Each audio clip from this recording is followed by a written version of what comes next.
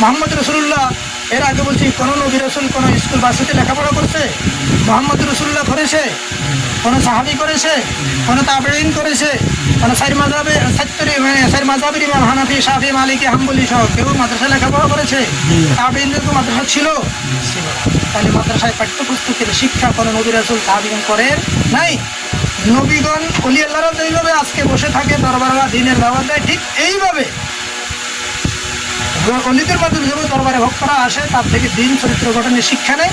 রসুলদের দরবারে এইভাবে ভক্তরা আসতো, সাহাবীরা আসতো, কেউ নতুনরা প্রশ্ন করে জানার জন্য আসতো, ভালো লাগলে ইসলাম ধর্ম গ্রহণ করতো, উন্মত হইতো। আর উন্মতেরা আসতো, হুজুর কেমনে চলবো, কীভাবে চলবো, ওই ঘটনগুলাটা বিভিন্ন সমস্যা নিয়ে আসতো, সেইভাবে রসুল শিক্ষা দিতেন। এটাই ছিল রসুল, ওই বিধানেই অলি আল্লাহরা চালাচ্ছে। রসুলরা যেই বিধানে যেই নিয়মে দিন চালাইছে ঠিক সেই বিধানেই অলি আল্লাহরা চালাচ্ছে।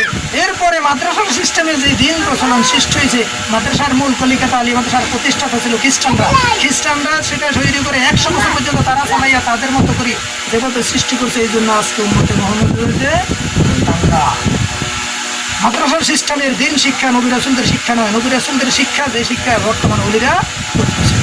তাহলে আমরা নবী রাসূলদের যে পদ্ধতি সেই পদ্ধতি দিন শিখবো।